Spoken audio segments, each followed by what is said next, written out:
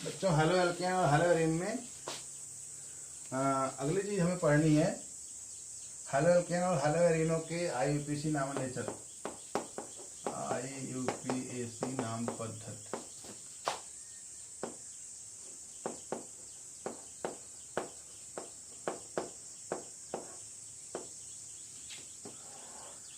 तो बच्चों आईयूपीएसी नाम पद्धति में हेलो एल्केन और हेलो एरीनों का नाम कैसे हम लोग आईयूपीएसी नाम कैसे बनाएंगे, उसके लिए जैसे हमारे पास CH3 CH2 CH2 Br, जैसे हमें इस प्रकार का यौगिक दिया गया है। तो सबसे पहले हमें करना क्या होगा, हमें कार्बन की सबसे लंबी श्रृंखला जिसमें कि हैलोजन होना चाहिए, कार्बन की वो सबसे लंबी श्रृंखला जिसमें हैलोजन होना चाहिए उसे हम लोग चूज कर लेंगे। तो इसमें तो बेटा कोई शाखा वाखा है नहीं, तो इसमें हमारी यही जो श्रृंखला है यही कार्बन की जनक श्रृंखला है और इसमें हैलोजन हमारे पास ब्रोमीन है। तो अब इसका हम अंकन करेंगे। अंकन उधर से किया जाता है जिधर से हैलोजन को छोटा अंक प्राप्त हो। अंकन उधर से करेंगे जिधर से हैलोजन को छोटा अंक प्राप्त हो। तो बच्चों अंकन हम लोग इधर से करेंगे, कार्बन को इस कार्बन को 1 अंक देंगे, इस कार्बन को 2 अंक देंगे, इस कार्बन को 3 अंक देंगे। तो 1 2 3 हमने अंकन कर लिया। अब बच्चों इसका नाम बनाना है। तो नाम में पहले 1 नंबर पे जुड़ा हुआ हमारा ब्रोमो, तो इसको शॉर्टकट में हैलोजन को हम लोग आईयूपीएसी में कहेंगे, क्लोरीन को क्लोरो, ब्रोमीन को ब्रोमो, आयोडीन को आयोडो। तो यहाँ पर हम कहेंगे 1 ब्रोमो। और बच्चों 3 कार्बन से एल्केन जो होता है इसमें सब सिंगल बॉन्ड है, इसलिए 3 कार्बन से जो एल्केन होता है वो प्रोपेन होता है। तो इसका नाम हो जाएगा 1 ब्रोमो प्रोपेन। क्या होगा? 1 ब्रोमो प्रोपेन। वैसे जनरल नाम बेटा इसका है normal propyl bromide. Normal propyl bromide इसका नाम है, लेकिन इसका आईयूपीएसी नाम है 1 ब्रोमो प्रोपेन।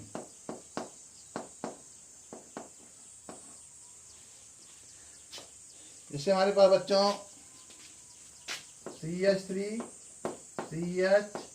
CH3 Cl यहाँ लगा हुआ है। अब बच्चों मेरे पास ये कार्बन की सबसे लंबी श्रृंखला है, इसमें कि हैलोजन यहाँ पर अटैच है। इसमें हम चाहे इधर से अंकन करें चाहे इधर से अंकन करें, इसको 2 नंबर पे ही अंक मिलेगा। तो अंकन करें 1 2 3, कार्बन अंकन कर लिया।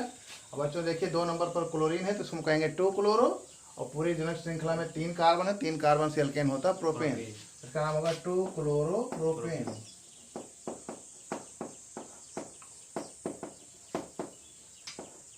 बच्चों आपको यही चीज ध्यान रखना है, पहले सबसे जो श्रृंखला आपको दी गई है उसमें कार्बन की वो सबसे लंबी श्रृंखला चूज करिए कि जिसमें हैलोजन हो, कार्बन की सबसे लंबी श्रृंखला हो और उसमें हैलोजन हो, उसे हम लोग कहेंगे जनक श्रृंखला।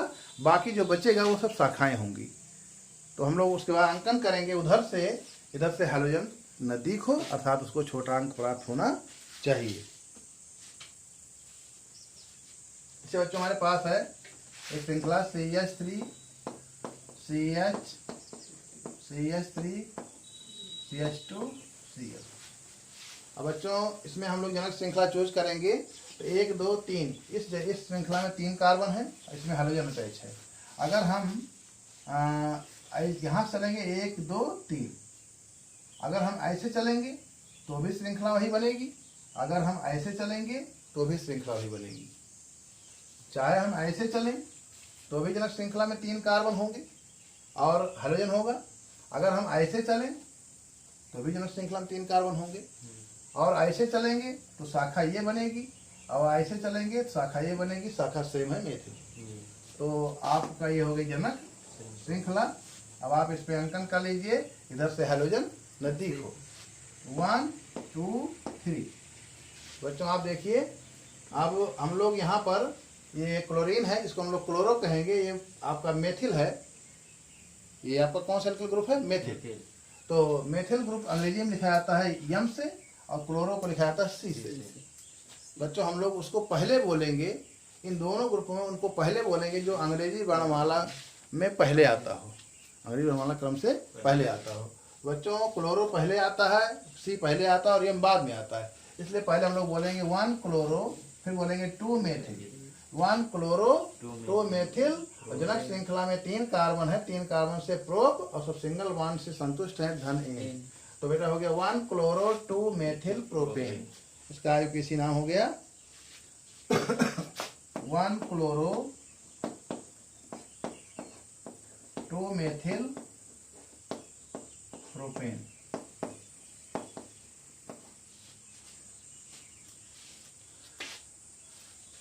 बच्चों अगर एरोमेटिक हैलोजन है, एरोमेटिक हैलाइड है, जिससे हमारे पास ये है,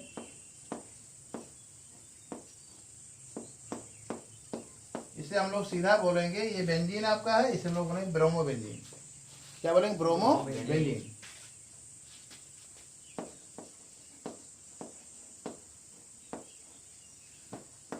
बच्चों अगर एक ग्रुप यहाँ लगा हुआ है ब्रोमो, तो ब्रोमो बेंजीन है।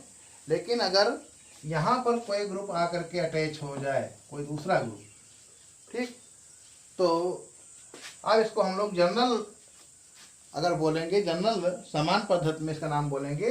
समान पद्धति में ये ग्रुप पहले से था, ये दूसरा ग्रुप आया है जो इसके जस्ट 2 नंबर पर है, इसलिए इसको हम आर्थो कंडीशन बोलेंगे। इसको बोलेंगे हम लोग क्या चीज बोलेंगे? Ortho bromo bromo benzene. Ortho bromo bromo benzene. बात समझ पा रहे हैं? या आप कह सकते हैं आर्थो डाई ब्रोमो बेंजीन। क्या कह सकते हैं? Ortho die bromo benzene. और आईयूपीएसी पद्धति में आप अंकन कर लीजिए, यहाँ पर हर जगह पे कार्बन है 1, ये पहला कार्बन यहाँ वाला हो गया, यहाँ पर 2 नंबर, 3, 4, 5, 6। इसको आप ऐसे बोल सकते हैं 1, 2 डाई ब्रोमो बेंजीन। तो इसका आईयूपीएसी नाम होगा 1, 2 डाई ब्रोमो बेंजीन। बच्चों अगर इस प्रकार से हमें दिया गया हो, स्थान बदल दिया जाए,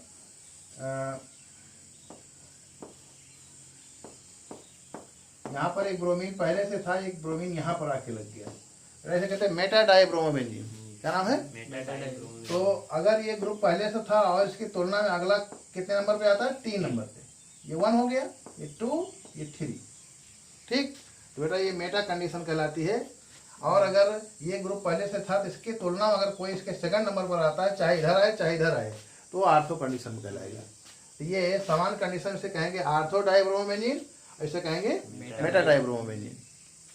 और बच्चों अगर ये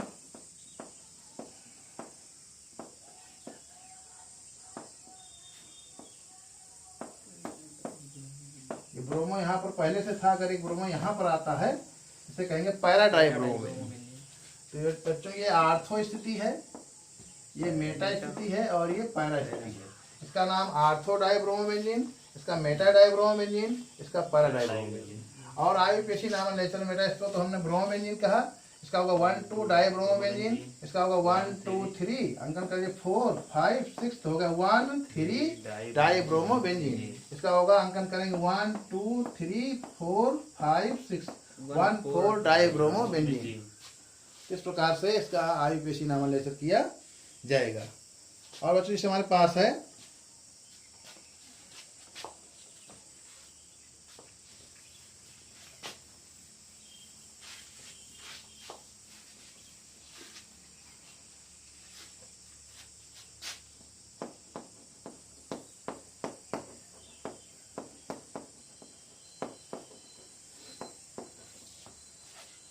जैसे इसका नामांकन हमें करना है।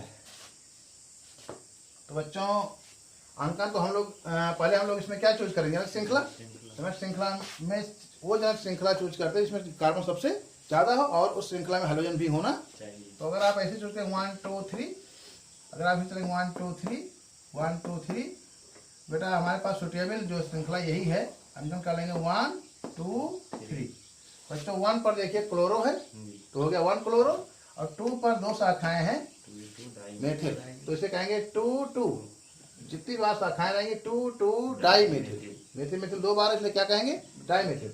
1 क्लोरो 2, 2 डाई मेथिल। और जनक श्रृंखला में 3 कार्बन से क्या होता है? प्रोपेन। तो 1 क्लोरो 2, 2 डाई मेथिल प्रोपेन। ये होगा इसका आईयूपीएसी नाम। और इससे बच्चों हमारे पास है CH3, CH2, CH3, Br।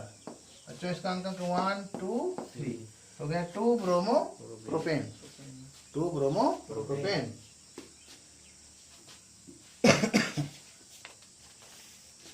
बच्चों एक बात और ध्यान रखिएगा, अगर दो हैलोजन किसी श्रृंखला में, अगर दो हैलोजन किसी एक ही कार्बन से अटैच होंगे तो उसे हम लोग कहते हैं जेम डाइहैलाइड, और अगर दोनों हैलोजन दो निकटवर्ती कार्बन पर अटैच होंगे तो हम कहेंगे विक डाइहैलाइड। जैसे हमारे पास CH3 CH Cl और Cl इस प्रकार से हमें दिया गया। वैलेंसी देखिए पूरी है 1 2 3 4। तो यहाँ पर देखिए दोनों हैलोजन एक ही कार्बन पर अटैच हैं, तो कौन सी स्थिति है? जेमनल स्थिति से कहते हैं जेम डाइहैलाइड। क्या कहते हैं हम लोग? जेम डाइहैलाइड कहते हैं। और इसका बेटा IUPAC नाम करेंगे जब तो 1 2 तो 1 1 डाइक्लोरो, 1 1 डाइक्लोरो एथेन। और अगर हमारे पास दोनों हैलोजन दो निकटवर्ती कार्बन पर अटैच हों, इसे हम लोग कहते हैं विक स्थिति, विक डाइहैलाइड, विक डाइहैलाइड। और इसका बेटा IUPAC नाम करेंगे तो 1 2 तो 1 2 डाइक्लोरो, 1 2 डाइक्लोरो एथेन। तो इसका नाम 1 2 डाइक्लोरो एथेन और इसका नाम 1 1 डाइक्लोरो। तो अगर दोनों हैलोजन किसी एक ही कार्बन पर, किसी श्रृंखला में, किसी यौगिक में अगर दोनों हैलोजन किसी एक ही कार्बन पर अटैच होंगे तो वो कहलाएगा जेमनल स्थिति और उसे कहेंगे हम लोग जेम डाइहैलाइड। अगर दोनों हैलोजन दो निकटवर्ती कार्बन पर अटैच होंगे तो हम कहेंगे विक स्थिति और उसे कहेंगे विसनल स्थिति और उसे कहेंगे विक डाइहैलाइड। बात स्पष्ट है बच्चों? चलिए बच्चों, कुछ हम श्रृंखला, कुछ हम यौगिक लिख रहे हैं, उनका IUPAC नाम बनाना है।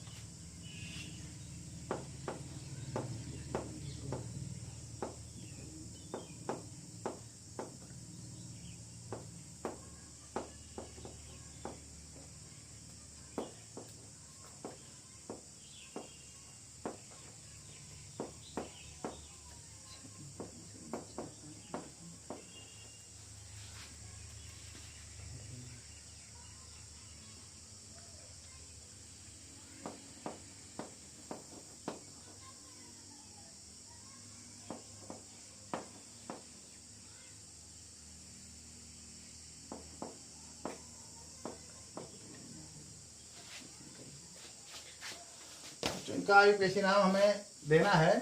तो जैसे हमें, हमारा ये प्रथम कंपाउंड है, इसका IUPAC नाम करना, सबसे पहले हम कार्बन की सबसे लंबी श्रृंखला चूज करेंगे जिसमें हैलोजन होना चाहिए। तो अंकन हम लोग, ये हमारी कार्बन सबसे लंबी श्रृंखला होगी जिसे हम लोग कहेंगे जनक श्रृंखला। अंकन हम लोग इधर से करेंगे, इधर से करेंगे बच्चों, अंकन इधर से करें क्योंकि क्लोरीन इधर नजदीक है। तो 1 2 3 4 बच्चों, 2 नंबर पर क्लोरीन है तो कहेंगे 2 क्लोरो, और 4 कार्बन है पूरी जनक श्रृंखला में, तो 4 कार्बन से होता है एल्केन ब्यूटेन, तो 2 क्लोरो ब्यूटेन, इसका IUPAC नाम हो गया। बच्चों इसको हम पहले स्पष्ट कर लेते हैं। यहाँ पर ये और ये इस कार्बन की क्या कर रहे हैं? वैलेंसी पूरी कर रहे हैं। ठीक, तो आप इसको स्पष्ट लिख लीजिए CH3 और CH2Br, CH3 CH2Br और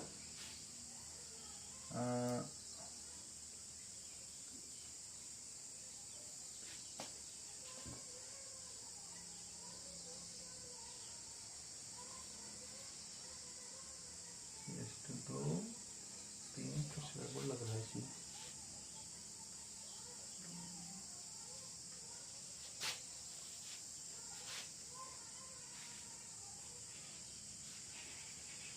बच्चों ये होल ट्वाइस रहेगा, होल ट्वाइस रहेगा, तो यहाँ पर एक मेथिल और आ जाएगा और 2, तो ये हो गया। और हम लोग लिखें CH2Br, फिर C लिखें, तो C की वैलेंसी पूरा करने के लिए हमारे पास 1 2 1 क्या लगेगा H, यहाँ पर एक H भी होना चाहिए। सही हो गया। चलिए, तो इसका नाम बनाना है, तो इसका नाम बनाइए आप लोग। तो हम लोग चाहे आप ऐसे अंकन कर लीजिए, चाहे आप ऐसे कर लीजिए, ये हमारी जनक श्रृंखला हो जाएगी। अंकन करेंगे 1 2 3, तो हो जाएगा 1 ब्रोमो, पहले बी पहले आएगा, एम बाद में आएगा अल्फाबेट में, तो 1 ब्रोमो 2 मेथिल प्रोपेन, क्या होगा 1 ब्रोमो 2 मेथिल प्रोपेन। लेकिन बच्चों ये होल ट्वाइस भी नहीं है, ये जो IPC नाम किताब में आपके NCERT दे रखे हैं, ये होल थ्राइस होगा, तब उनका जो नाम बनाया गया वो मैच करेगा। तो अगर हम इसको होल थ्राइस कर देंगे तो यहाँ पर क्या हो जाएगा, अब इसका नाम हो जाएगा 1 ब्रोमो 2 डाइमेथिल प्रोपेन। ठीक, चलिए इसके बाद बच्चों ये देखिए CH3 का होल थ्राइस CB है, इसको हम स्पष्ट कर लेते हैं। ये C जो है, ये C इसकी वैलेंसी पूरा कर रहे हैं। ये 3 मेथिल है, तीनों मेथिल को सिंगल बॉन्ड से, क्योंकि मेथिल की वैलेंसी 1 होती है, हमने लिख लिया। उसके बाद हमने Br लिख लिया। अब बच्चों आप लोग चाहे जैसे अंकन कर लीजिए, ठीक है। चलिए हम लोग अंकन कर लेते हैं ऐसे, हम लोग ऐसे जनक श्रृंखला बना लेते हैं ऐसे, ठीक। अब यहाँ पर ये शाखा हो गया, और अंकन हम लोग चाहे इधर से करेंगे चाहे इधर से करेंगे, 2 नंबर पर आएगा। 1 2 3, तो हो गया बेटा 2 bromo 2 methyl propane, 2 bromo 2 methyl propane. चलो तो इसका नाम बनाना है, इसको हम यहीं पर अंकन कर लेते हैं। ये छोटी श्रृंखला 1 2, तो हो गया 1 क्लोरो 8 1 इन। देखिए बेटा इसमें सिंगल बॉन्ड नहीं है, इसमें डबल बॉन्ड है, इसलिए हम पूरा एल्केन नहीं बोलेंगे, प्रीफिक्स बोलेंगे। क्या बोलेंगे, प्रीफिक्स बोल करके उसमें जो संगत अनुलग्न होगा वो हम लगाएंगे। तो द्विबंध वाले कंपाउंड में इन लगता है, तो 1 क्लोरो 8 1 इन, इसका IPC नाम हो जाएगा। और इसका नाम बनाने के लिए हम लोग इधर से अंकन किया जाएगा, बताओ इधर से 1 2 3, ये हो जाएगा 1 ब्रोमो और प्रोप 2 इन, क्योंकि हम इधर से चल रहे हैं, इधर से चल रहे हैं, तो 1 ब्रोमो और प्रोप 2 इन, इधर चल रहे हैं, 2 नंबर पे टकराएगा डबल बॉन्ड, तो हो गया 1 ब्रोमो प्रोप 2 इन। जैसे हमें इसका नाम बनाना है, तो ये हमारा मुख्य क्रियात्मक समूह है, फंक्शनल ग्रुप। तो अंकन हम यही शुरू करेंगे 1 2 3 4 5 6। बच्चों क्या नाम हो जाएगा, 1 chloro 2 methyl benzene, 1 chloro 2 methyl benzene. ठीक है बच्चों। अच्छा, इसका नाम बनाना क्या करेंगे, इसका नाम बनाने के लिए आप लोगों को बताया गया है, अगर बेंजीन रिंग में से, ये हमारा बेंजीन रिंग है, हर मोड़ पर एक कार्बन है और हर मोड़ पर एक हाइड्रोजन है। अगर बच्चों इसमें से एक हाइड्रोजन हटा दें, हम किसी कार्बन पर से एक हाइड्रोजन हटा दें, पहले ये क्या था, पहले ये था C6H6, अगर एक हटा दिया जाए तो बचता है C6H5 और एक वैलेंसी ओपन हो जाती है। इसे हम लोग बच्चों क्या कहते हैं, फेनिल। क्या कहते हैं, फेनिल। इसे हम लोग फेनिल ग्रुप कहते हैं। तो बच्चों अगर इसका नाम बनाना है तो हम इसको कैसे लिख सकते हैं, CH2Cl, और ये फेनिल ग्रुप हमारा यहाँ लिख सकते हैं C6H5। बच्चों इसका अंकन करेंगे 1, बस हो गया। इसका अंकन नहीं होता, ये एक ग्रुप है, एल्किल ग्रुप है, इसको हम तोड़ नहीं सकते क्योंकि एरोमेटिक है। तो ये हो जाएगा आपका 1 chloro 1 phenyl, 1 chloro 1 phenyl methane, क्योंकि ये कार्बन से होता है मेथ, तो मेथानिन हो जाएगा मेथेन। तो बच्चों इसका IPC नाम बनाना है CH2Cl2 का, तो आप लिख दीजिए C, 2H इसके साथ है, 2H हमने लगा दिया, 2 Cl है तो 2 Cl लगा दिया हमने। ठीक है, अब अंकन करेंगे जनक, हमारा यही जनक श्रृंखला होगी, एक कार्बन है तो 1,1 डाइक्लोरोमेथेन, 1,1 डाइक्लोरोमेथेन। जैसे इसका नाम बनाना है हमें,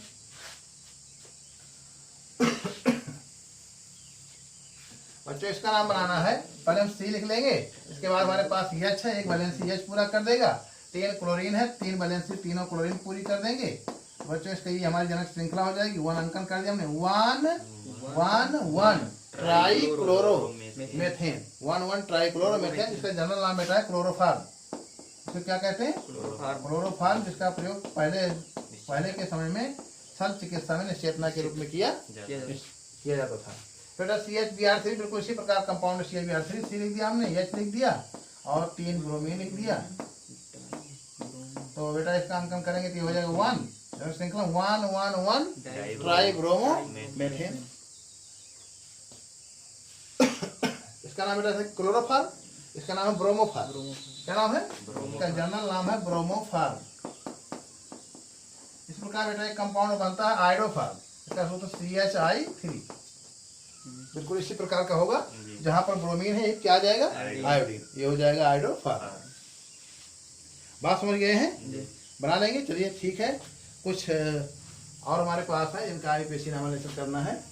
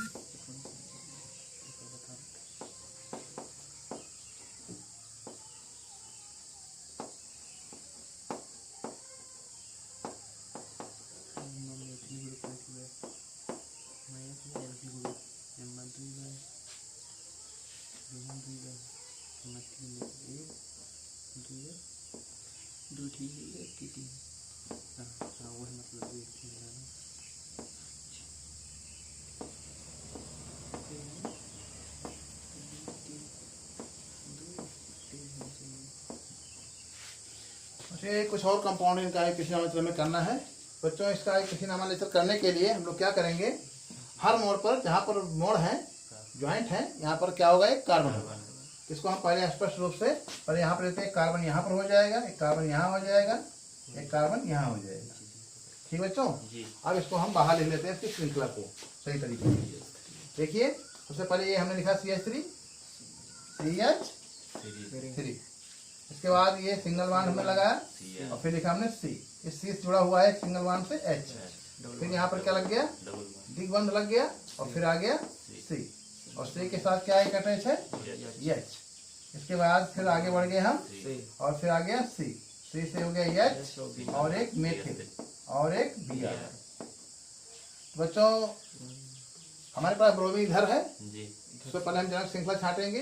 जनक श्रृंखला में 1 2 3 4 ये हमारी हो जाएगी जनक श्रृंखला। तो अंकन कर लीजिए आप लोग, 1 2 3 4। बच्चों पहले अल्फाबेट में ब्रोमीन आता है, B आता है, पहले M आता है, तो B आता है तो हो जाएगा आपका 1 ब्रोमो 1 मेथिल 1 मेथिल ब्यूटूइन, क्योंकि इधर चल रहे हैं और 2 नंबर पर आ जाता है इन, ध्यान रखिएगा, ये नंबरिंग किया गया 1, तो हो गया 1 ब्रोमो 1 मेथिल ब्यूटूइन, ये इसका IUPAC नाम हो जाएगा।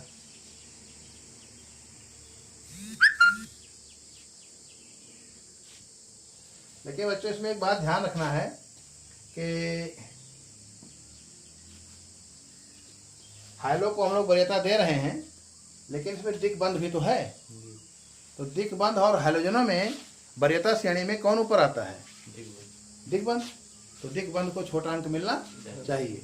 तो अंकन हमारा ये सही नहीं है, हमारा अंकन इधर से करना पड़ेगा।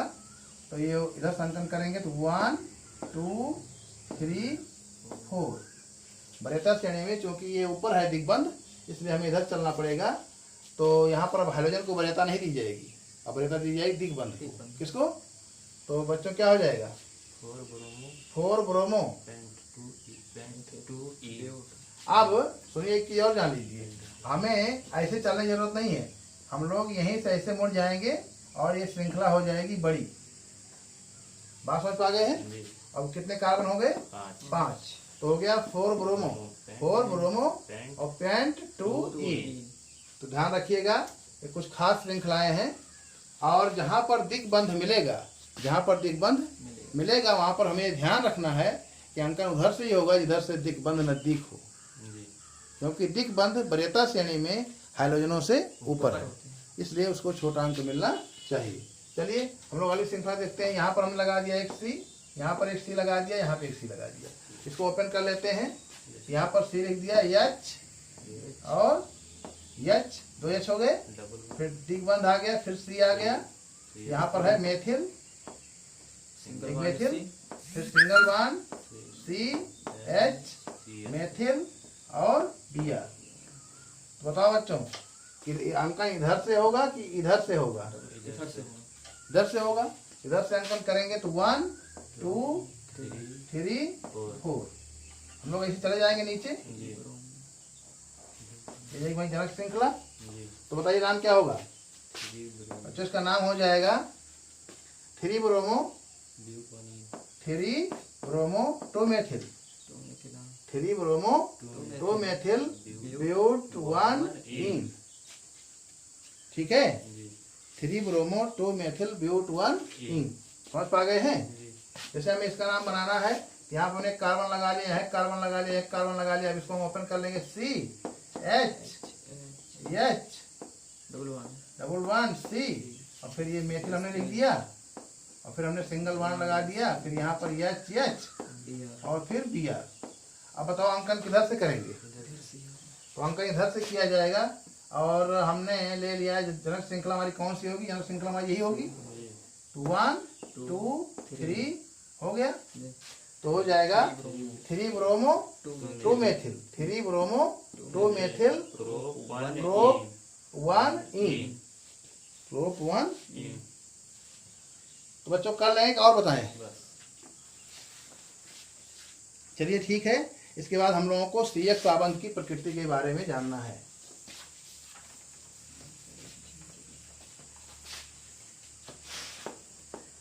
CX आबंध की प्रकृति।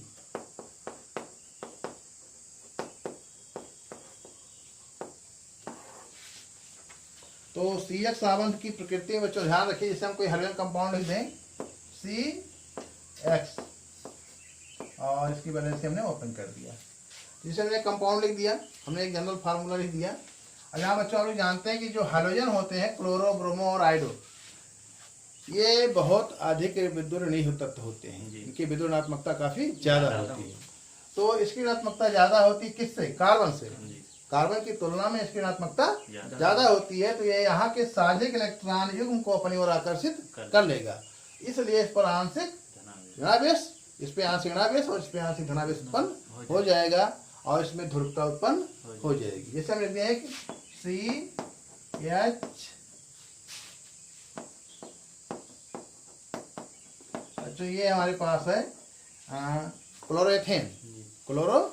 बच्चों यहाँ पर देखिए क्लोरीन जो है, क्लोरीन की जो विद्युत ऋणात्मकता है वो कार्बन से ज्यादा है, इसलिए यहाँ के साझिक इलेक्ट्रॉन को अपनी ओर आकर्षित कर लेगा, इसलिए इस पर आंशिक ऋणावेश और इस पर आंशिक धनावेश उत्पन्न हो जाएगा।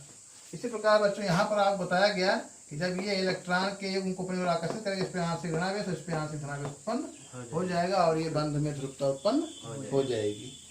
बात समझ पा गए हैं? तो बच्चों याद रखिएगा कि जितने भी हाइड्रोजन कंपाउंड होते हैं, इनमें ध्रुवीय जो लक्षण होता है वो कैसा होता है? अस्थायी होता है। क्या होता है? मतलब हमेशा उसमें ध्रुवीय लक्षण पाया जाता है, क्योंकि हाइड्रोजन परमाणु जो होता है वो इलेक्ट्रॉन, हाइड्रोजन परमाणु साझिक इलेक्ट्रॉन को अपनी ओर आकर्षित कर लेता है, इसलिए उस पर आंशिक ऋणावेश और उसके नजदीकी कार्बन पर आंशिक धनावेश उत्पन्न हो जाता है, और इस प्रकार से इस बंध में ध्रुवता उत्पन्न हो जाती है। और बच्चों याद रखिएगा कि आवर्त सारणी में जो हमारा हाइड्रोजन वर्ग है, इसे हम लोग क्या कहते हैं? 7वां वर्ग। कौन सा? 7th group. 7th ग्रुप में आता फ्लोरो, क्लोरो, ब्रोमो, आयोडो, ये सब आप लोग पढ़े होंगे। बच्चों इसमें ध्यान रखिएगा कि जैसे जैसे आप ऊपर नीचे जाएंगे हाइड्रोजनों का आकार बढ़ता जाता है। क्या होता है? ये क्या है, आकार बढ़ने का क्रम, मतलब फ्लोरीन का आकार सबसे छोटा होगा, इससे बड़ा आकार क्लोरीन का, इससे बड़ा आकार ब्रोमीन का, इससे बड़ा आकार आयोडीन का।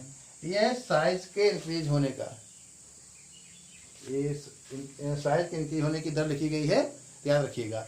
और जो बेटा बॉन्ड लेंथ होती है, क्या चीज, बॉन्ड लेंथ होती है, वो बॉन्ड लेंथ भी क्या होती है, जैसे जैसे आप ऊपर नीचे जाएंगी बढ़ती जाएगी।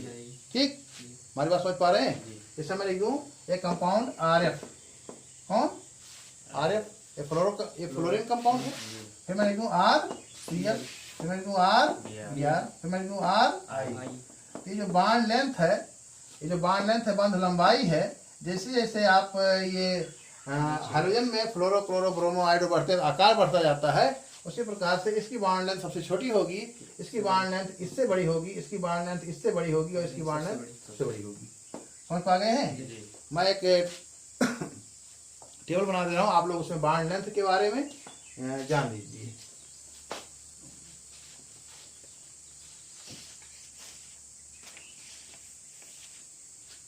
इसे हमारे पास है CH3F और CH3Cl और CH3Br और CH3I, ये 4 कंपाउंड लिखा गया। बच्चों सबसे पहले मैं लिख रहा हूँ बंध लंबाई पिकोमीटर में, बॉन्ड लेंथ क्या चीज है, बॉन्ड लेंथ है पिकोमीटर में। तो बॉन्ड लेंथ इसकी कितनी होती है पिकोमीटर में, वो होती है 139 पिकोमीटर। कितना, 139 पिकोमीटर। और इसकी होती है 178 पिकोमीटर, इसकी होती है 193 पिकोमीटर, और इसकी होती है 214 पिकोमीटर। बच्चों देख रहे होंगे कि बॉन्ड लेंथ क्या होती जा रही है, जैसे जैसे ये इनका आकार बड़ा होता जा रहा है, वैसे वैसे इन दोनों के बीच की बॉन्ड लेंथ बढ़ती जा रही है। ये बॉन्ड लेंथ है। बंध एंथैल्पी क्या होती है, बंध एंथैल्पी में बंध को तोड़ने में दी गई ऊर्जा। तो बॉन्ड एंथैल्पी जो है ये किलो जूल प्रति मोल में होता है बेटा, किसमें, kilo joule mole inverse, kilo joule mole inverse. तो इसका होता है कितना होता है, 452 किलो जूल प्रति मोल। मतलब इस बंध को तोड़ने में कितनी ऊर्जा देनी पड़ेगी, 452, इसकी 351 और इसकी 293 और इसकी 234। तो आप लोग देख रहे होंगे कि बॉन्ड एंथैल्पी जैसे जैसे आप नीचे जा रहे हैं घटती जा रही है। क्या हो रही है, घटती जा रही है। क्या हो रही है, घट रही ना। तो ये घटने का मतलब क्या है, बॉन्ड एंथैल्पी बंध को तोड़ने में दी गई ऊर्जा घट रही है।